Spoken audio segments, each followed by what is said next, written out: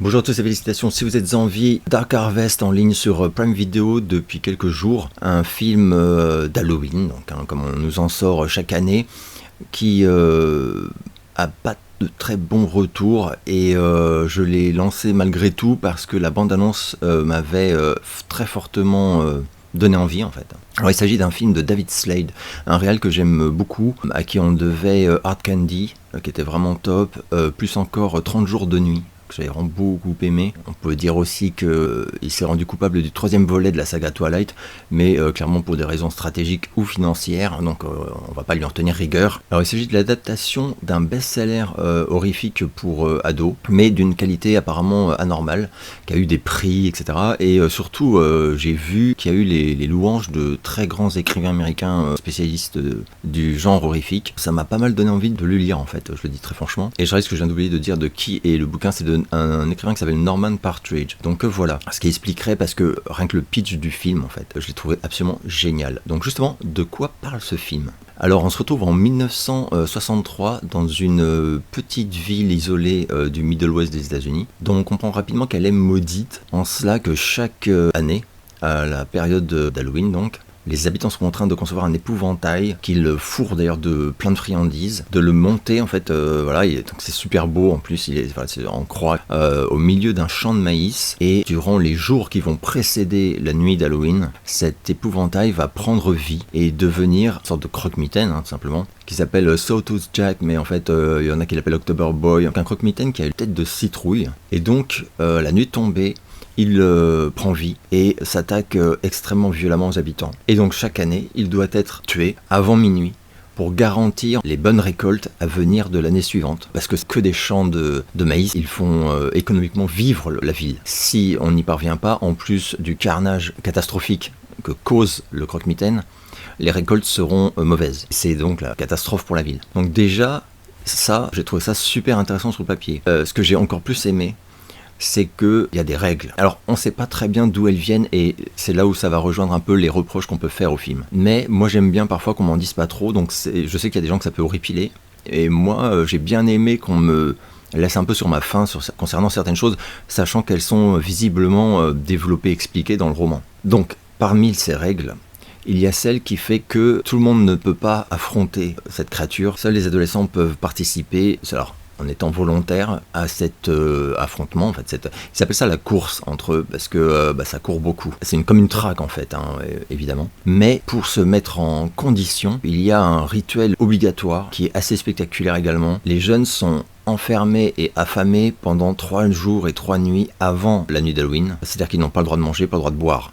Et il y a donc, on voit par exemple des scènes où vraiment les parents enferment leurs ados dans des chambres alors qu'ils pleurent et crient, et ils deviennent fous en fait, il y a une espèce de transe qui s'installe, c'est absolument génial, moi j'ai beaucoup aimé ça, et il y a quelque chose de très très sombre là-dedans, mais je vais y revenir. Alors après, bien sûr, je ne vais rien spoiler sur tout ce qui va se passer durant cette nuit-là dans le film, mais il y a aussi des enjeux autres que la qualité de la récolte à venir, des enjeux qui parlent aux ados. Le vainqueur qui pourra tuer le croque-mitaine obtient une voiture de sport qui fait rêver les ados, donc là c'est une Corvette ou je sais plus quoi, ainsi qu'un chèque de $25 000, donc $25 000 en 1963, donc ça c'est juste colossal quoi. Et à bord de cette voiture, le rituel veut que dans la nuit, c'est-à-dire juste après sa victoire et qu'on le remercie, il parte au volant de cette voiture et quitte la ville.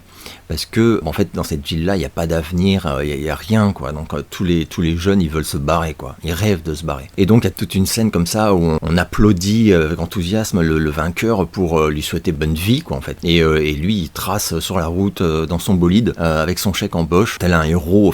C'est ce qu'on voit au début du film, puisque le début du film va en fait montrer la victoire d'un jeune homme, et ensuite, sans trop spoiler, ensuite on va suivre son jeune frère qui veut absolument renouveler l'exploit de son grand frère, c'est-à-dire affronter déjà le monstre au Halloween suivant, et remporter bien sûr le prix pour lui aussi pouvoir faire comme son frère et partir à l'aventure, voilà. Mais ses parents s'y opposent extrêmement fermement, sans vraiment lui expliquer pourquoi. De toute façon, voilà, comme avec les ados, voilà, plus les parents s'opposent, plus l'ado il est sûr de lui. Et donc on va suivre principalement ce type qui s'appelle Richie, et on va découvrir aussi l'ambiance de cette petite ville Et là c'est vrai, enfin moi je me suis absolument régalé. Je vais rien dire de plus parce que il se passe énormément de choses évidemment durant la nuit et on a aussi pas mal d'enjeux qu'on découvre progressivement. Alors des enjeux qui concernent par exemple le shérif de la ville, les parents de Richie, plein de choses en fait qui sont vraiment, je trouve, bien amenées, à défaut d'être suffisamment parfois développées. Mais ça m'a pas tellement gêné, donc là, je dois quand même le préciser. Après, pour ce qui est de l'histoire, je vais vraiment m'arrêter là. Alors, plusieurs choses m'ont énormément plu dans le film. Tout d'abord, la réal. Alors là, franchement, ça faisait très longtemps que j'avais pas été subjugué en fait par la beauté d'images, de plans, les teintes, tout. Mais enfin, j'ai même noté le nom du directeur de la photo tellement c'est un truc qui m'arrive jamais quoi. Tellement j'étais bluffé quoi. Et le mec s'appelle Larry Smith. Voilà. Si jamais, j'ai aucune idée s'il est connu ou pas, mais il est très doué. Et alors David Slade là, il s'est surpassé. Et c'est surpassé, enfin vraiment, visuellement, la réal c'est extraordinaire. J'ai adoré. Je vous ai fait une petite sélection d'images en fait du film et je me suis exprès arrêté au bout d'une demi-heure ou un truc comme ça pour rien révéler de l'intrigue, mais les plans somptueux. C'est incroyable, enfin c'est incroyable le nombre de fois où je me suis dit ah mais c'est trop beau, putain ce que c'est beau quoi.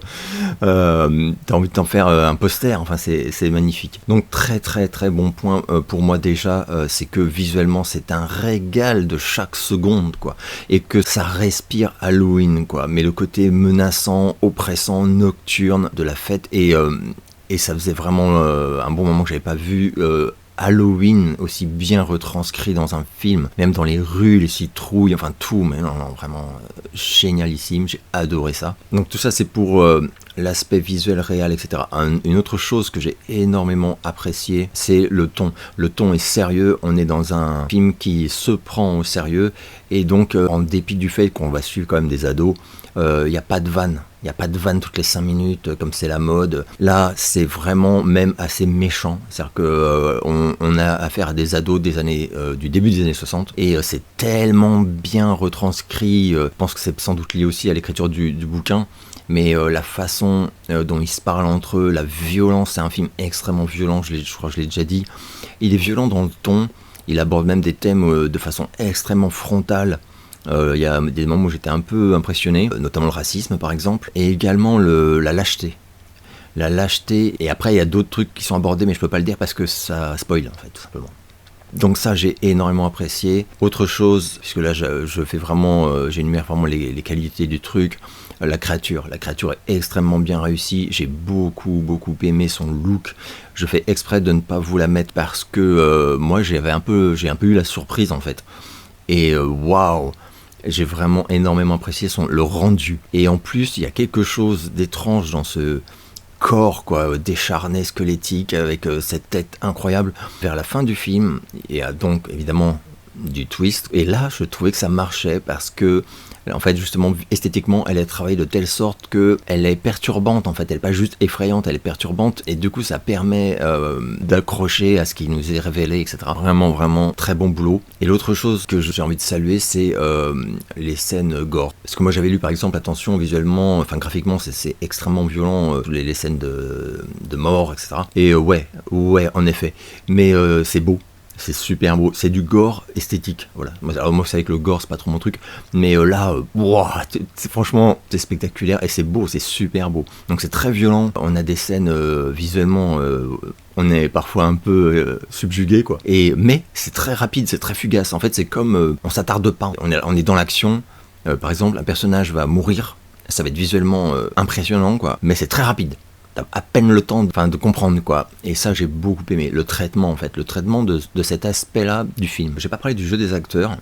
J'ai vu pas mal de critiques sur eux. Moi j'ai vraiment beaucoup aimé les acteurs. L'acteur principal notamment, qui est pas connu du tout parce que j'ai un petit peu cherché et que j'ai trouvé très bon, enfin il est parfait dans son truc, qui s'appelle Casey Likes. Ouais voilà, moi je l'ai trouvé génial en fait. Il m'a fait penser, mais tout le film rappelle l'univers de Stephen King, mais à ses débuts. Enfin c'est-à-dire quand il était vraiment très inspiré et qu'il n'avait pas peur d'aller dans des choses un peu, enfin voilà quoi, il allait dans la violence et dans des choses vraiment dures, etc.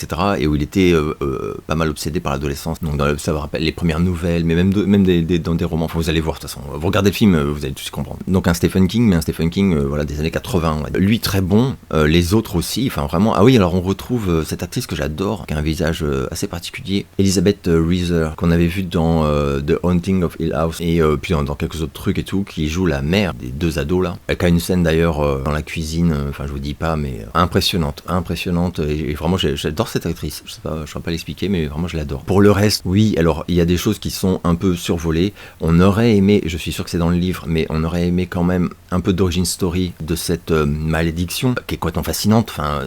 Qu'est-ce qui s'est passé? À quel moment ça a débarqué en fait? Et ça on l'a pas dans le film, c'est dommage parce qu'on a très envie de savoir. Mais moi je préfère quand c'est comme ça plutôt que surexpliquer. Là c'est vrai qu'on reste sur notre faim un petit peu à se dire comment, pourquoi, enfin... Mais moi ça m'a pas dérangé, je sais qu'il y a des gens que ça a dérangé, qu'on dit c'était chiant quoi, enfin voilà, que c'était pas expliqué, que du coup on rentre pas dans le truc. Moi ça a été presque l'inverse. Le fait de pas savoir m'a fait encore plus me concentrer sur ce que je voyais quoi. Donc voilà, il y a aussi cette actrice qui est excellente et qui va jouer un rôle de plus en plus important en fait au fil du film, et où à un moment je me suis dit j'espère qu'ils vont pas basculer dans la love story, enfin pas la love story, mais bon, ça aurait été possible, hein. Mais non. Et surtout, je veux pas révéler la fin, mais c'est vraiment dur, c'est dur à rebrousse-poil jusqu'au bout dans le ton, quoi. Voilà, c'est ça que je veux dire. C'est les dernières répliques du film, et c'est pas gentil.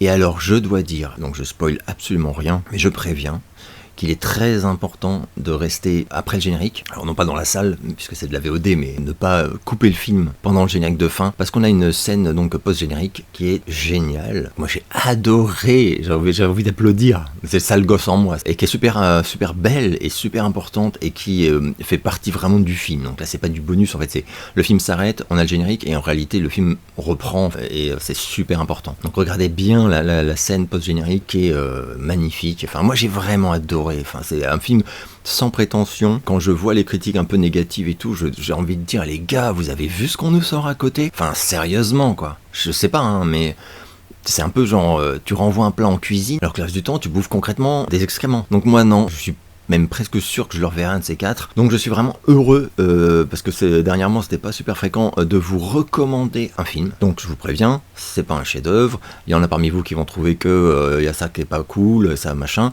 Mais je pense aussi qu'il y en a pas mal parmi vous qui vont passer un super bon moment. Et en ces temps, c'est précieux. J'espère que vous allez bien. Je vous donne rendez-vous très bientôt pour une nouvelle vidéo.